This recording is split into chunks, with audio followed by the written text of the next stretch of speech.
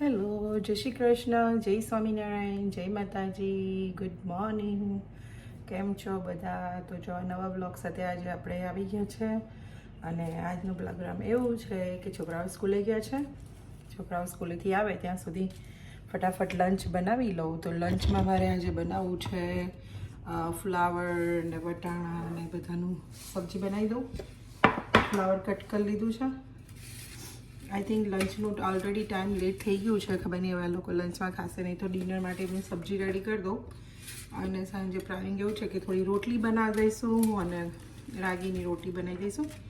તો અત્યારે હું એની પ્રિપરેશન કરી લઉં છું. કંઈ કે મેં કીધું ચાલો આજે મારે મોડા થોડું કામ છે તો થોડું લંચ અને ડિનર બે ભેગું જ કરી લેજો. ડિનરમાં કંઈક અલગ ખાવું હશે તો બનાવશું, અધરવાઇઝ તો પછી આ જ ચાલી જશે. તો અત્યારે હું બનાવી રહી છું આ મિક્સ સબ્જીનું શાક. પછી બધા જ ફ્લાવર ને વટાણા અને પટેટોનું સબ્જી કેટલા દિવસથી ખાવું હતું, પણ બનાવવાનો ટાઈમ જ ના મળે. લઈને તો આવી જઈએ પણ પછી રહી જ જતું હતું બનાવવાનું. તો મેં કહું ચાલ આજે તો બનાવી દઉં ફાઇનલી. તો જો એક બાજુ મને યાદ આવ્યું કે ચાલો છોકરાઓ સ્કૂલે થઈને એમને સ્વીટ પટેટો બહુ ભાવતા હોય, તો આ વખતે કૃણાલ આવા લઈ આવ્યો છે ઓરેન્જવાળા સ્વીટ પટેટો. તો મેં ચાલો એને બોઇલ કરવા મૂકું તો એટલીસ્ટ છોકરાઓ કહે તો પછી હું એનું સ્વીટ પટેટોનું સેલેડ બનાવી આપીશ. અધરવાઇઝ તો પછી છોકરાઓ એમ જ સ્વીટ પટેટોસ ખાઈ લેતા હોય છે. તો મેં કીધું સ્વીટ પટેટોનો હું ઓલવેઝ આવી રીતે સ્ટીમ કરવા મૂકું છું ઢાંકણામાં. અમને બધાને ભાવતા હોય તો એક એક પીસ અમે બી ખાતા હોઈએ.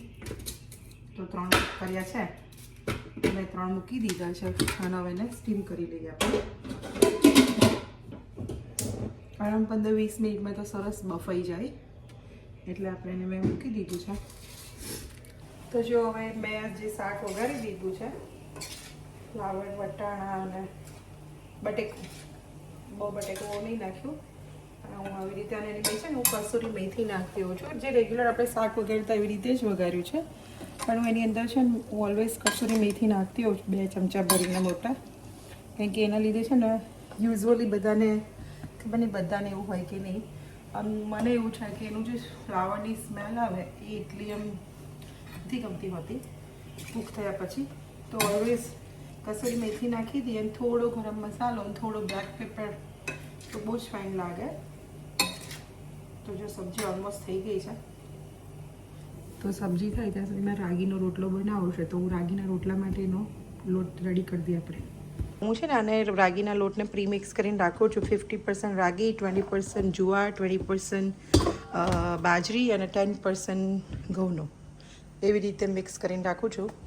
તો ચાલો આપણે હું તમને બતાવું હું કેવી રીતે બનાવું છું રાગીનો રોટલો. તો હું આ 1 કપમાં અરાઉન્ડ 4 જેટલી રોટલી તો થાય રોટલા એટલે. તો હું આ છે ને અમારા ઘરે બીજા દિવસ બી સવાર ચામાં ખાઈ લેતા હોય છે, તો મેં 2 કપ લીધો છે એટલો લોટ. અને ટેસ્ટ પ્રમાણે થોડું સોલ્ટ નાખી દઈશું આપણે. અને સેમ જે કપે આપણે બાજરીનો લોટ લીધો તો એ જ કપમાં હું કાઢેલું આ પાણી છે 1 કપ, એ 1 કપ પાણી નાખી દઈશ.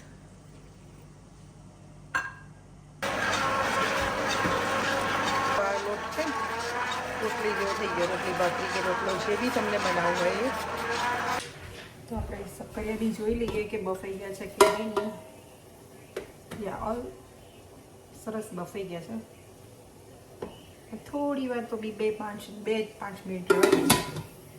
5 મિનિટ્સ માટે બીજી 5 મિનિટ્સ રહેવા દઈએ. એમ તો નાઈફ પાસ થઈ જાય છે, બટ સ્ટીલ અમુકમાં નથી થતું, એટલે 5 મિનિટ વધારે રહેવા દઈએ. છોકરાઓ આવવાની તૈયારી છે, તો મેં કીધું ચાલો આપણે છોકરાઓ આવે ત્યાં સુધી એમને માટે સરસ સ્પ્રાઉટ સેલેડ બનાવીને રેડી રાખીએ. અને એની અંદર આપણે સ્વીટ પટેટો એમનેમ ખાશે એકાદું, પણ એનું સેલેડ બી બનાવીને રાખીએ. તે બહાર એ મગ ફણગાયેલા પ્રોટીન સરસ ખાઈ લે, તો થોડું ઘણું આપણે સેલેડ. તો જો એ સેલેડ માટે છે ને આ ફણગાયેલા મગ છે થોડા, અરાઉન્ડ 2 મુઠ્ઠી જેટલા, એને હું આ ગરમ પાણીની અંદર નાખી દઈશ કૂક કરવા. તો અરાઉન્ડ 30-40% એટલે થોડા અધકચરા થઈ જાય ને ત્યાં સુધી એને આપણે સહેજ કૂક કરી લઈએ અને પછી એનું સેલેડ બનાવી દઈએ. લિટલ બીટ સોલ્ટ નાખીશું, બહુ નહીં નાખીએ. હું આવી રીતે બનાવતી હોઉં છું. તમે લોકો કેવી રીતે બનાવો છો એ બી કમેન્ટ્સ કરીને કહેજો. અને કદાચ મારામાં બી ઇમ્પ્રૂવ કરવાનું હોય હું બનાવું છું એમાં તો કહેજો કમેન્ટ્સમાં. તો હું જરૂરથી ડેફિનેટલી કમેન્ટ્સ કરો તો પછી મજા બી આવે બનાવવાની વિડીયોઝ બી. અને અમને બી ખબર પડે કે અમે ક્યાં રોંગ જઈ રહ્યા છે, રાઈટ જઈ રહ્યા છે. તો પ્લીઝ ડુ કમેન્ટ. એન્ડ જેણે અત્યાર સુધી હજુ સબસ્ક્રાઈબ ના કરી હોય અમારા ચેનલને પ્લીઝ અત્યારે સબસ્ક્રાઈબ કરી લો. તો કોઈ બી અમારા નવો વિડીયોઝ આવે કે કશું બી નવી અપડેટ આવે તો તમને તરત જ મળી જાય. તો સબસ્ક્રાઈબ કરી દો ચેનલને. અને જો તમને કંઈ લાગે ડિફરન્સ ચેન્જ કરવાનું કે કશું તો અમે ડેફિનેટલી એની પર ફોકસ કરીશું. તો ચાલો હવે બનાવી દઈએ. આ થઈ જાય ત્યાં સુધી સ્વીટ પોટેટો કાઢી લો અને એને આપણે ઠંડા થવા દઈએ.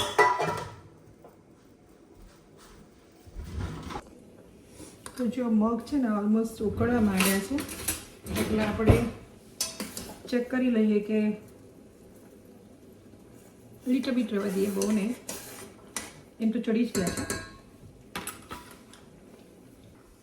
તો જો આ શક્કરિયા સરસ બફાઈ ગયા છે એમ જો. અને આમ તમે નાઈફનો ઊંધું રાખીને કરશો તો ઇઝી ખબર પડી જશે. જો આખું નાઈફ પાસ થઈ જાય છે. નેનમી સાથે શક્કરિયા રેડી છે. છોકરાઓ માટે રોટલીનો લોટ બાંધી દીધો. જો કે એ લોકો રાગીનો લોટ ખાય છે જ, રાગીના રોટલા. પણ આજે મેં કહું બહુ દિવસ થાય તો છોકરાઓને બિચારાને ઘઉંની રોટલી બી ભાવે છે. તો મેં કીધું ચાલો આજે આપણે સિમ્પલ કિડ્સ માટે રોટલી બનાવી દઈએ. તો એના માટે લોટ બાંધી દીધો છે મેં. અમારે જો અહીંયા કશી વસ્તુ ઠંડી કરવી ને તો ચિંતા નહીં, થોડી વાર માટે ડોર ખોલી દીધો. એટલી ઠંડી હવા આવે છે તો સરસ હમણાં આ સ્વીટ પટેટો છે ને સરસ ઠંડા થઈ જશે. જો ફ્રીજમાં મૂકવાની જરૂર નથી, અહીંયા મૂકી દીધા છે એટલે સરસ હમણાં ઠંડા થઈ જશે. તો જો આપણું આ બધું રેડી થઈ ગયું છે. સ્વીટ પટેટો કટ કરી લીધા છે, ગ્રીન પેપર્સ છે, કુકુમ્બર્સ છે, ફણગાવેલા મગ, સ્પ્રાઉટેડ મગ એન્ડ કેરેટ્સ અને ટમેટોસ. હવે આપણે એને બધાને મિક્સ કરી દઈએ. થોડું લેમન સ્ક્વીઝ કરીશું એમાં આપણે, ટેસ્ટ મુજબનું લેમન.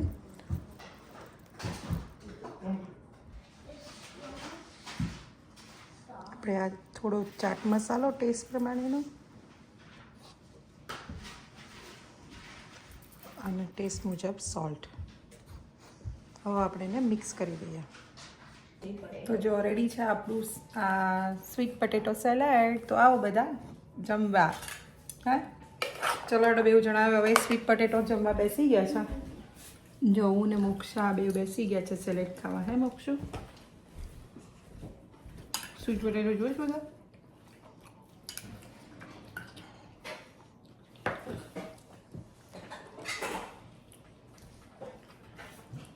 સરસ લાગે છે.